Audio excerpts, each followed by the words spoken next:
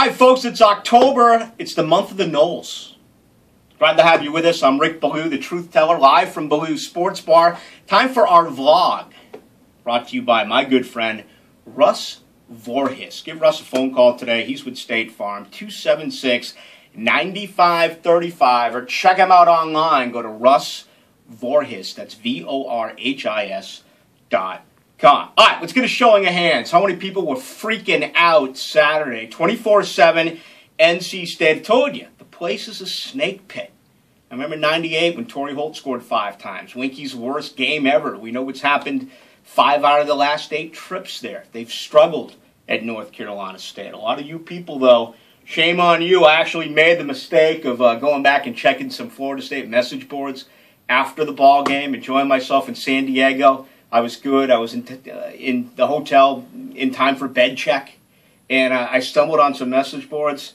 Let it go. All you tough guys again, benching, sitting in your mama's basement in your underwear, ripping on Florida State and the program. Just relax. Jameis Winston is on your team. For all you people out there who have never made a mistake, who couldn't wait to say 2 weeks ago, oh, you've had it with Jameis, you no longer want him to be a part of your football team. How many of you people out there changed your mind after you saw what Jameis Winston did and that offense was able to do, coming from behind, getting what you need to do, and that is get a victory in Raleigh, North Carolina? All right, you move on from there. Florida State, as we've been saying now for quite some time, is still not where they want to be. There are some issues. There are some problems. I got to say this. Since I was a freshman in '87, that's the worst tackling I've ever seen. Okay? Never under Mickey Andrews did we see that. Even during some lean years when Chakamoto came back and Joe Kynes was there and Kevin Steele was there. Never saw the lack of tackling like that. Fundamentals, basics. I would imagine very spirited practice sessions this week and some FSU defensive players really getting after it. They're going to miss NLS. They certainly miss Mario Edwards Jr. The good news is, reportedly, he'll return this week. Also, we've been saying now for consecutive weeks that Aligwe is expected to return. That finally is going to happen. You know, you're going to get back Thomas by Game 6 for Notre Dame. So, it's pretty simple. I mean, it's the Demon Deacons. Sure, they won in tally a few years back, 30-0. Maybe Florida State's worst moment of their last 20-plus years. But this is a different team. It's like what I said 1 week ago. It's about getting better on a week-to-week basis. Wake Forest this week, Syracuse next week.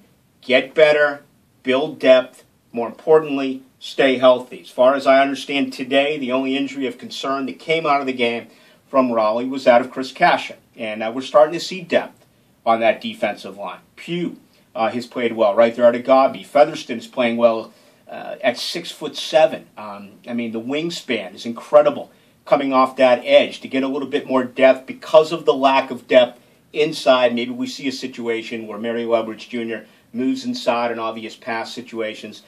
That's something to take a look at as well. Overall, defensively, not a good effort. I would expect things to get much better this week for Florida State. They get a very easy opponent in Wake Forest. I think something that we've seen early on this year for FSU is that not only are they playing to the level of their competition, but obviously they have not gone for the jugular. A lot of people are trying to compare this ball club to last year's team. That's unfair. Last year's team was truly spectacular. That was a special bunch that put teams away early. Florida State now needs to begin to get that mentality. They need to do things early on. Even against the Citadel, if you go back. Those first 4 drives with Winston, 4 touchdowns, 290 yards. Then they stepped off the governor. I can't figure it out. They have come from behind. That's promising. 3 of the 4 games have come deep down into the fourth quarter. That's good. What does that show, including the win against Auburn for the title 1 year ago? This is a football team that can come from behind. However, for the next 2 weeks, it's about getting ahead early and building depth. It's about getting that running attack going. And that's the thing that impressed me more than anything this past Saturday. We saw that in the second half. It was a good game by Carlos Williams. It was a nice game by Dalvin Cook. We'll find out if Mario Pender is able to give it a go this weekend. They're starting to run that football. Last week, it was the offensive line that really got called out. They responded. This week it is that defense. As I said earlier, I would expect spirited practices this week, and I expect them to come out with extra motivation and to really get after a true freshman quarterback from right here out of Bishop Kenny, who will get the start for Wake Forest under center coming up Saturday afternoon. A couple of other good things that I noticed on Saturday. Travis Rudolph finally getting involved, okay?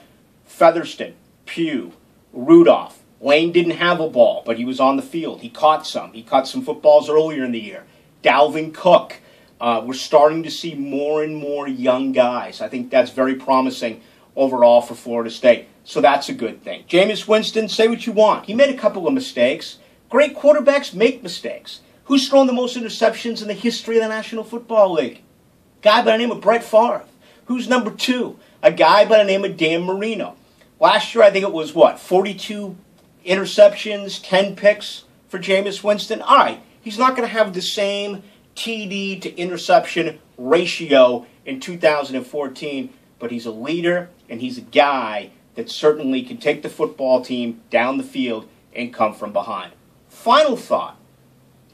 All the nonsense, all the noise that has been in the Florida State system, you hope now is slowly leaving, okay? It's been trying on this ball club. All the Jameis Winston crap, all the other mistakes that Florida State and their athletic director and their PR and their management and everyone else has made, you're hoping now that things have just slid on down the road, okay? And it's time to start playing football. Everything else, leave it alone. Just go out week to week and play your best. Florida State today is not one of the best 4 teams in America. Florida State today wouldn't have been able to go out and beat North Carolina State without Jameis Winston. Here's what I have for you that's good, though. The national title isn't being played today, and Jameis Winston is still on your football team. As I said a couple of weeks ago, and I'm going to stand by it today, you know what you do to everyone else out there? Smile and ignore. The Noles have won 20 in a row. They look for number 21, and I think it will be very easy for them this coming Saturday against Wake Forest. Make sure you join me on my radio show each and every day, 3 to 7. You can get it by going to 1010xl.com or here in Jacksonville on 1010 on the AM or 92.5 on the FM. Also, those of you on Twitter, you can reach me at Ballou, B-A-L-L-O-U, 1010XL. That's 1010XL. Every week we do it right here from Ballou's beautiful sports bar. I'd like to invite all of you to come on in and have an ice cold drink with me. Until then, we'll pick it up next week. Remember, my report is brought to you by Russ Voorhis, and you can get Russ 276-9535 or go to State Farm Agency or State Farm and look for Russ. Also, his website is russvorhis.com. No fans, have a great week. We'll talk to you next week right here live from Ballou Sports Bar.